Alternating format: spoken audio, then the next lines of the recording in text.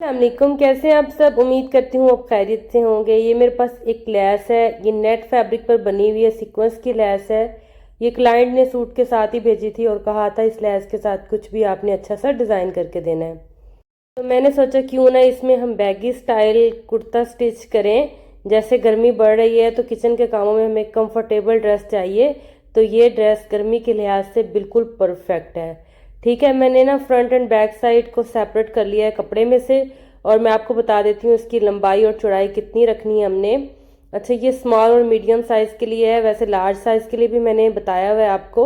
अगर आपका large size है तो आपने कमेंट करना है, मैं आपको बता दूंगी। 13 इंच चौड़ाई है, डबल फोल्ड फैब्रिक है, और हमने तैयार टोटल शर्ट पता 36 इंच करनी है। ठीक है, आपने जितना सिलाइयों का मार्जिन एक्स्ट्रा छोड़ना हो, जितनी आपने फोल्डिंग करनी हो, उस हिसाब से आपने छोड़ लेना है, और तैयार ये 36 इंच आना चाहिए। ठीक है, ये 4 फोल्ड है, 2 पीस फ्रंट साइड के लिए और 2 पीस बैक साइड के लिए, डबल फोल्ड में है। ठीक है, ये चेक कर लें, इधर से फोल्ड साइड है, ये देखें, और इधर से ओपन साइड है। और अब मैं आपको बताती हूँ कि हमें इसको किस तरह से बनाना है। कोई इसकी कटिंग नहीं है, बस डायरेक्टली आपने इस तरह से लंबाई और चौड़ाई निकाल के कपड़े को डबल फोल्ड करके इस तरह से बिछा लेना है, और हमने बंद वाली साइड से ना नेक की मेजरमेंट करनी है, जितना आप नेक की चौड़ाई रखना चाहें।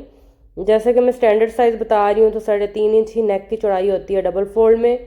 और अब हमने कंधे वाली साइड से ना 2 इंच का एक निशान लगा देना है। ठीक है, सिर्फ गले का निशान लगाया चौड़ाई का, और इस तरह से ना कंधे का निशान लगा दिया मैंने नीचे 2 इंच का। ठीक है, अब हमने इन दोनों निशानों को इस तरह से ए शेप में मिलाना है और लाइन अप कर देना है। इस तरह से लाइन अप करने के बाद हमने इस लाइन के ऊपर कटिंग कर लेनी है। ये हमारी डीप कटिंग हो जाएगी, जो हम शोल्डर की डीप कटिंग करते हैं ना, कंधे को इस तरह से शेप देने के लिए, वो कटिंग है ये। ठीक है, इस तरह से हो गई। अब हमने बाजू के लिए फैब्रिक लेना है। मैं नेक का भी सेंटर का निशान लगा रही हूँ ताकि हमें पता चले कि कुर्ती का सेंटर कौन सा है। ठीक है, अच्छा, यहाँ पर अटैच होंगी हमारी स्लीव्स। तो बैगी शर्ट में स्लीव्स ज़्यादा लंबाई में नहीं रखी जाती, 3/4 आप रख सकते हैं स्लीव्स को, और इसकी चौड़ाई आपने उतनी रखनी है जितनी हमने शर्ट को डबल फोल्ड में रखा हुआ है ना, उतनी ही स्लीव्स की डबल फोल्ड में चौड़ाई है। ठीक है, 13 इंच। और मैंने दोनों स्लीव्स इस तरह से रखी हुई हैं, और इस तरह से ना 1/2 इंच सिलाई का मार्जिन छोड़ के आगे की तरफ मैंने बाजू को रख दी है। ये दोनों बाजू हैं, यानी कि 4 फोल्ड ही कपड़ा है। एक ये हाफ हाफ बाजू जिस तरह से होते हैं ना, उस तरह डबल फोल्ड में। अब हमने ओपनिंग के लिए निशान लगाना है आगे से, कितना हमने बाजू ओपन रखना है।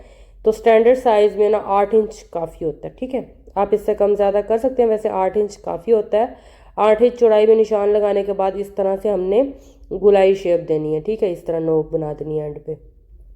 अब हमने सिलाई के लिए निशान लगा लेना है, जितना हमने सिलाई में मार्जिन देना है, इस तरह से। अब मार्जिन वाली जो निशानात है ना, उसके ऊपर आपने कटिंग कर लेनी है।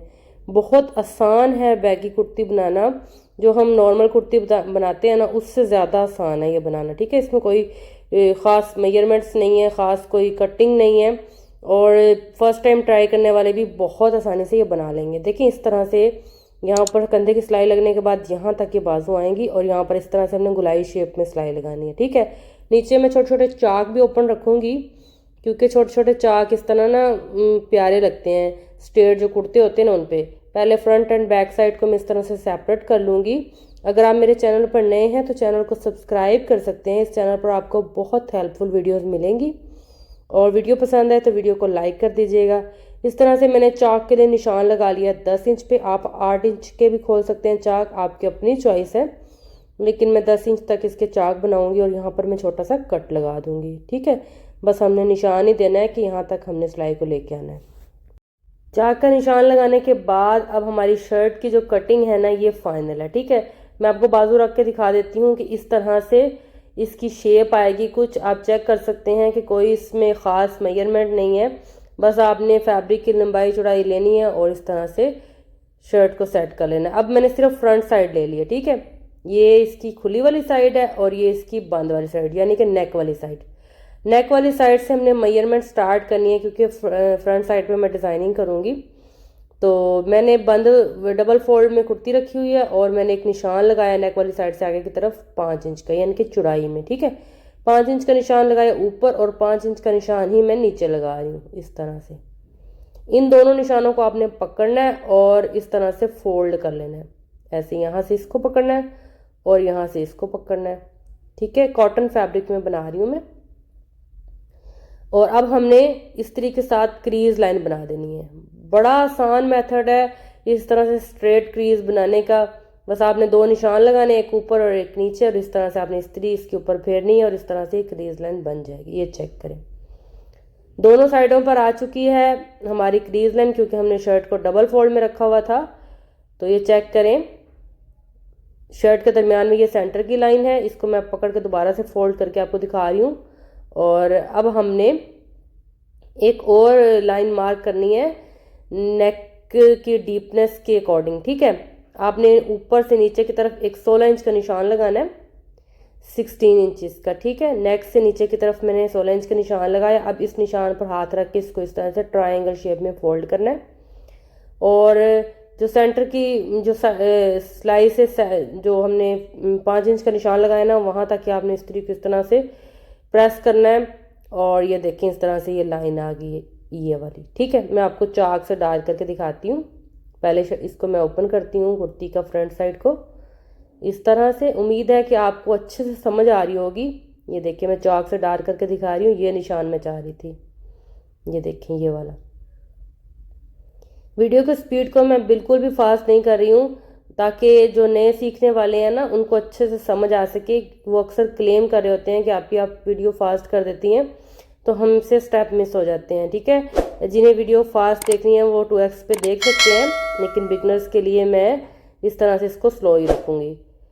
तो अब हमने लैस को रेडी कर लेना है। अगर ये ऑर्गेन्जा फैब्रिक पर होती तो मैं काविये से इसको सेपरेट करती इस तरह से एक्स्ट्रा कपड़े को, लेकिन ये नेट फैब्रिक भी है तो नेट के आपको पता है धागे नहीं निकलते। तो इस तरह से हमने लैस के साथ साथ जो एक्स्ट्रा नेट दी हुई है ना, वैसे इन्होंने ये दी होती है अगर आपने कहीं ज्वाइंट पर लगानी हो तो आप लगा सकते हैं। तो हमें तो ज्वाइंट पे नहीं लगानी ना, तो हमने इसको डिजाइनिंग में यूज़ करना। तो इस तरह एक्स्ट्रा कपड़े को पूरी लैस में से मैं कट करके सेपरेट कर दूंगी। देखिए, मैंने थोड़ा सा करके रखा हुआ है, मैं आपको दिखाती हूँ। ये चेक करें, इस लैस में ना जो बेल बनी हुई ऊपर की तरफ डिजाइन जा रहा है। ठीक है, आपने जब इसको लगाना है तो इस बात का ख्याल रखना है कि डिजाइन आपका ऊपर की तरफ ही जाए, नीचे की तरफ ना जाए, फिर वो प्यारा नहीं लगेगा। अच्छा, पहले हमने ग्लू के साथ इसको लगा लेना है, बाद में सिलाइयाँ लगाएंगे।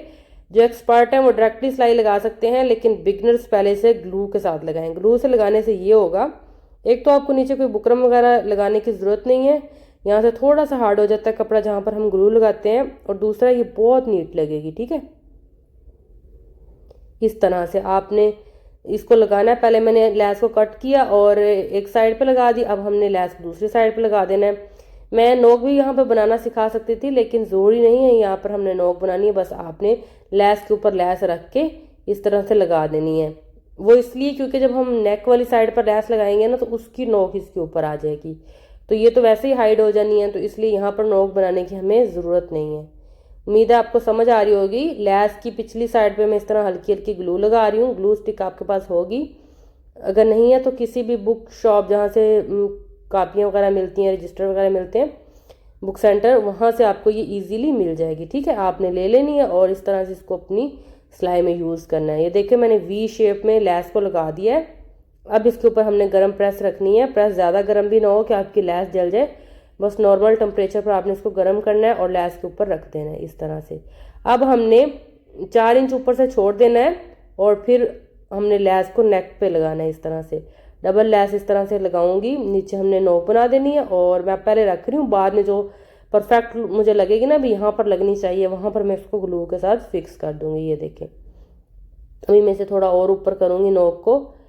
तो और इसके बाद हमने साइडों पर बस इस तरह से जो निशान लगे हुए हैं ना, इस तरह से हमने निशान बनाए थे क्रीज लाइन, उसके ऊपर इस तरह सीधी लैस को रख के ग्लू स्टिक के साथ चिपका देना और फिर इसके ऊपर हमने 2-2 सिलाइयाँ लगा देनी है। ठीक है, मैं आपको लगा के दिखाती हूँ। ये देखें, मैंने ग्लू से लैस को अच्छे से फिक्स कर लिया। अब ये देखें, मैंने सिलाइयाँ भी लगा दी हैं इसके ऊपर।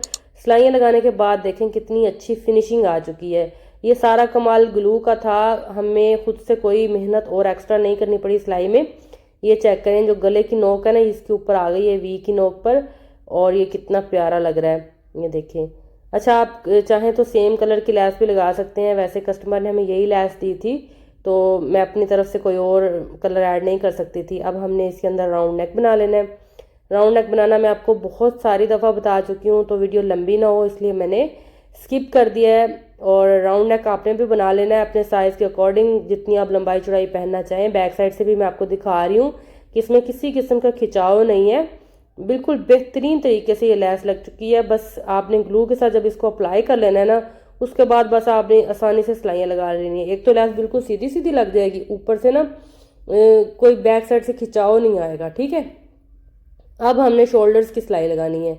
इसके ऊपर हमने बैक साइड को रखा इस तरह से, और मैं आपको सीधा करके दिखाती हूँ। यहाँ से सिलाई लगाएंगे, एक शोल्डर को यहाँ से हमने स्टार्ट से पकड़ना है और इस तरह से सिलाई लगा देनी है। फिर इस तरह से दूसरी साइड पर भी हमने सिलाई लगा देनी है। शोल्डर्स की सिलाई लगाने के बाद सिंपली बैक नेक भी बना लेना है, और बैक नेक मैं बनाकर आपको दिखा रही हूँ। ये देखें, मैंने शोल्डर्स की सिलाई लगाई और बैक नेक बना दिया। अब हमने इसको इस तरह से सीधा करना है, ठीक है, ऐसे। और अब मैं आपको बताती हूँ कि बाजू किस तरह से लगेंगे। ये बहुत आसान है, इसकी कटाई भी आसान है इस कुर्ती की, और सिलाई भी आसान है, ठीक है। अगर आप किसी प्रिंटेड कपड़े पे बना रहे हैं तो आपको दरमियान में कोई डिज़ाइनिंग देने की भी ज़रूरत नहीं, बस राउंड नेक बनाएं और इस तरह बैगी बना लें। कोई 10-15 मिनट में आपकी कुर्ती तैयार हो जाएगी। ये चेक करें। अब हमने बाजू का सेंटर और जो शोल्डर वाली लाइन है उसको आपस में मिलाना है। सीधी साइडें आपस की तरफ मिलनी चाहिए दोनों, उल्टी साइड मेरी तरफ है बाजू की। दरमियान से सिलाई शुरू करूँगी, पहले एक साइड पर सिलाई लगाऊंगी इस तरह, और उसके बाद फिर यहाँ से सेट करके दूसरी साइड पर सिलाई लगाऊंगी, ठीक है। और नीचे बॉटम पर बाजू के भी हम लैस लगा देंगे। दोनों बाजू लगाकर मैं आपको दिखाती हूँ। इस तरह से बाजू कुछ आएंगे। ये चेक करें, मैंने सिलाई लगा दी है। लैस थोड़ी कम हो गई थी तो जो सिलाई का मार्जिन था वहाँ पर मैंने लैस नहीं लगाई, सिर्फ जितना हमने रखना है ना बाजू को दिखाना है, बस उतने हिस्से पर मैंने ये लैस लगा दी है, ठीक है। और अब हमने फिटिंग की सिलाई लगानी है। मैं आपको दिखाती हूँ कि आपने फिटिंग की सिलाई किस तरह से लगानी है। शर्ट को इस तरह से मैंने सेट करके रख लिया। यहाँ से सिलाई को शुरू करना है और यहाँ पर आकर आपने राउंड शेप में सिलाई लगानी है, ठीक है।